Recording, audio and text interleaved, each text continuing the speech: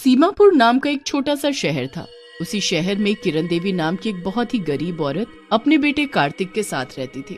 कार्तिक पढ़ाई लिखाई में बहुत ही होशियार था। एक दिन की बात है, कार्तिक स्कूल से खुशी खुशी अपने घर आता है और अपनी माँ किरण देवी से कहता है, माँ, पूरे स्कूल में सिर्फ मेरे ही सभी एग्जाम में सबसे अच्छे नंबर आए हैं और मुझे 12th क्लास में प्रथम स्थान मिला है। माँ, अब मुझे किसी ऐसे वैसे कॉलेज में पढ़ाई नहीं करनी, बल्कि अच्छे और बड़े कॉलेज में दाखिला लेना है।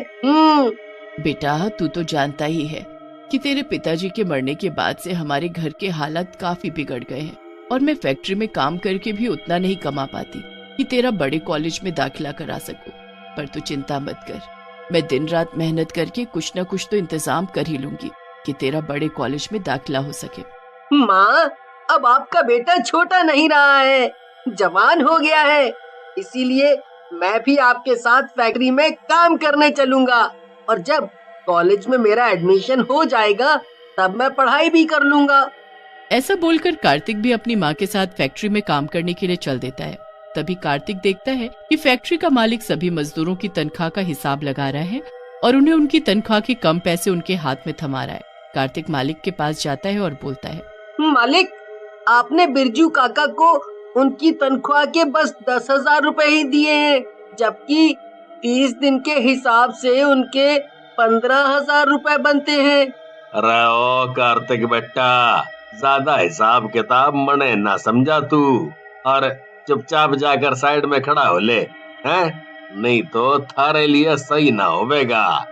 फिर मालिक एक एक करके सभी मजदूरों को उनकी तनख्वाह के कम पैसे उनके हाथ में थमा देता है और इसी तरह कार्तिक की माँ को भी मालिक उसकी तनख्वाह के बस 12,000 रुपए ही देता है। ये सब देखकर कार्तिक को बहुत गुस्सा आता है।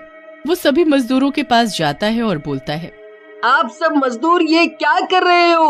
अरे, मैंने खुद खड़े होकर देखा है और हिसाब लगाया है कि ये मालिक तुम लोगों के साथ धोखा कर रहा है। तुम सभी को तनख्वाह के कम पैसे दे रहा है और माँ, आपके तो महीने के 20,000 रुपए बनते हैं और उसने आपको 12,000 रुपए हाथ में थमा दिए। अरे बेटा, अब हम लोग कर भी क्या सकते हैं? अरे, अब हम लोगों को हिसाब किताब तो करना आता नहीं है, इसीलिए मालिक जितना पैसा दे देते हैं हम उतना पैसा रख लेते हैं।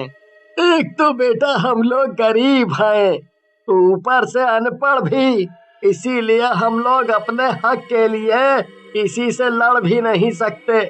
तभी वहाँ मालिक आ जाता है। अरे क्या बात है कार्तिक, हैं? तुम जरा पढ़ लिख क्या गए हो तो मेरे मजदूरों को मेरे खिलाफ भड़काओगे? अगर तूने ऐसा वैसा कुछ भी करा ना तो तेरी खैर ना है। चल अब अपनी माँ को लेकर निकल जा मेरी फैक्ट्री से और फिर कभी मन ने अपनी शक्ल मत दिखा दिए, समझा? मालिक, एक तो आप गरीबों को लूटते हो और मुझे धमकी देते हो। तुम्हारी तो मैं पुलिस में कंप्लेंट करूंगा, कंप्लेंट। ऐसा बोलकर कार्तिक अपनी माँ के साथ अपने घर चला जाता है और माँ को घर छोड़कर पुलिस स्टेशन जाने लगता है कि तभी मालिक अपनी कार में बैठकर कार्तिक का पीछा करते हैं और मौका देखते ही कार्तिक का अपनी कार से एक्सीडेंट करके भाग निकलता है और अपने घर जाकर मन ही मन बोलता है, बड़ा है पुलिस को मारी कंप्लेंट करने वाला। अब ना रहेगा कार्तिक और ना होगी मारी कंप्लेंट। एक्सीडेंट होने से कार्तिक की मौत हो जाती है और वो एक डरावना भूत बन जाता है। कार्तिक की मौत की खबर सुनते ही कार्तिक की माँ को दिल का दौरा पड़ता है और वो भी उसी वक्त अपना दम तोड़ देती है। मेरी माँ भी ये दुनिया छोड़कर चली गई। बेचारी दिन रात मुझे पढ़ाने के लिए मेहनत किया करती थी। काश मेरी माँ भी पढ़ी लिखी होती तो आज उसे ये दिन न देखना पड़ता। पूरी जिंदगी फैक्ट्री में काम करके गरीबी में ना बितानी पड़ती। ऐसा बोलकर भूत वहाँ से चला जाता है। भूत एक मार्केट में जाता है और देखता है कि एक आदमी भीख मांग रहा है। उसी के पास एक औरत ने सब्जी का ठेला लगाया हुआ है। भूत गायब होकर उस सब्जी वाली के पास जाकर खड़ा हो जाता है। तभी उस सब्जी वाली के पास एक आदमी सब्जी लेने आता है। ओ सब्जी वाली, मुझे 1 किलो भिंडी, 1 किलो आलू और प्याज, टमाटर और खीरा तो देना जरा। सब्जी वाली जल्दी से सारी सब्जी तौलकर उस आदमी को देती है और सब्जी के पैसे जोड़ने लगती है। तभी सब्जी खरीदने वाला आदमी उस औरत को 400 रुपए हाथ में थमाता है और बोलता है, ओहो, अरे हिसाब लगाने में कितना टाइम लगा रही हो बहन। ये लो, तुम्हारी सब्जी के 400 रुपए बनते हैं। नहीं साहब, मुझे लगता है कि आपका हिसाब गलत है। मेरी सब्जी तो 500 रुपए की हुई है। ओ, हिसाब लगाना आता नहीं और मुझे बोलती है कि मैं तुझे कम पैसे दे रहा हूँ। चल अब पकड़ अपनी सब्जी के 400 रुपए। हाँ। ऐसा बोलकर वो आदमी सब्जी लेकर वहाँ से चला जाता है।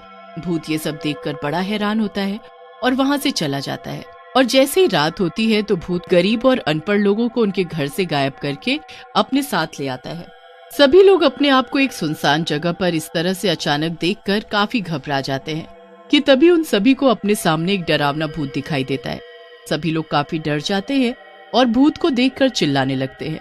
भूत उन सभी से कहता है, तुम सभी को मुझसे डरने की कोई जरूरत नहीं है, क्योंकि मैं तुम्हें कोई नुकसान नहीं पहुंचाऊंगा, बल्कि मैं तो तुम सभी को शिक्षा देना चाहता हूं, क्योंकि आज दिन भर में मैंने देखा कि किस तरह से लोग तुम्हारी गरीबी और अनपढ़ होने का फायदा उठाते हैं।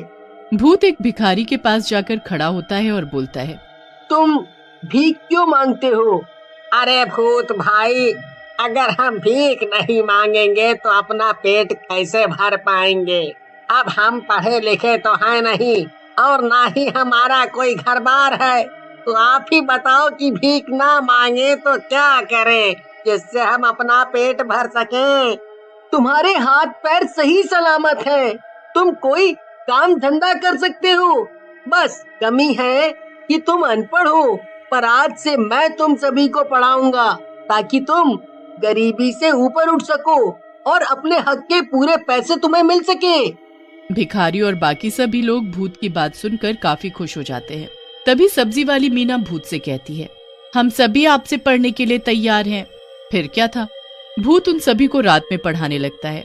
वो भिखारी हो या फैक्ट्री में मजदूर या फिर गली गली कूड़ा बिनने वाला, वे लोग पूरे मन से भूत से पढ़ने लगते हैं। भूत को भी उन सभी गरीब लोगों को पढ़ाने में काफी अच्छा लगता है। फिर रोज रात को कुछ घंटे भूत सभी गरीबों को पढ़ाने लगता है। इस तरह सभी गरीब लोगों को पढ़ाते हुए भूत को कुछ समय बीत जाता है। तभी एक रोज मीना सब्जी वाली भूत से बोलती है, भूत जी, आपने हम गरीबों को पढ़ाकर हम पर बहुत उपकार किया है।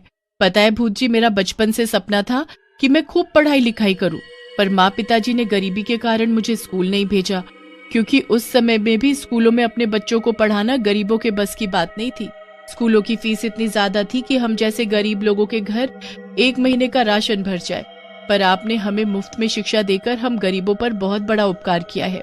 तभी भूत की नजर पास में बैठे भिखारी पर पड़ती है, जिसे देखकर भूत बहुत ही हैरान होता है और भिखारी से कहता है, अरे कल तक तो तुम सड़कों पर भीख मांगते थे, पर आज तुम्हें यूं सूट बूट में देखकर मुझे बहुत हैरानी हो रही है। आखिर ये चमत्कार हुआ तो हुआ कैसे? भूत जी, अब मैं कोई भिखारी नहीं रहा। अब मेरे पास एक बड़ी कार और अपना एक आलीशान घर भी है, और ये सब आपके मुझे समझाने और पढ़ाने लिखाने की वजह से ही पॉसिबल हुआ है। ये तो बहुत ही अच्छी बात है। अब लगता है तुम सभी को पढ़ा लिखा कर मेरी आत्मा को भी शांति मिल जाएगी।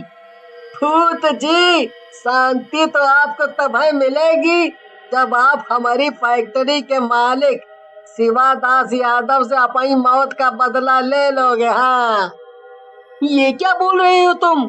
मुझे उस शिवादास यादव ने मारा है जिसकी फैक्ट्री में मेरी माँ काम किया करती थी?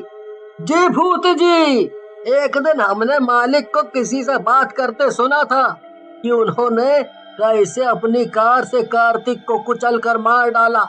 भूत गुस्से से लाल पीला हो जाता है और बोलता है, उस मालिक के बच्चे को तो मैं जिंदा नहीं छोड़ूंगा। भूत मास्टर जी, ये लो मेरी कार की चाबी और उसे मेरी कार से उसी तरह कुचल देना जैसे उसने आपको कुचल दिया था। ऐसा बोलकर भूत भिखारी की कार लेकर जाता है और मौका देखकर फैक्ट्री के मालिक को अपनी कार से उसी तरह से कुचल देता है जैसे मालिक ने उसे अपनी कार से कुचला था। मालिक की मौत से भूत की आत्मा को भी शांति मिल जाती है और वो वहां से गायब हो जाता है।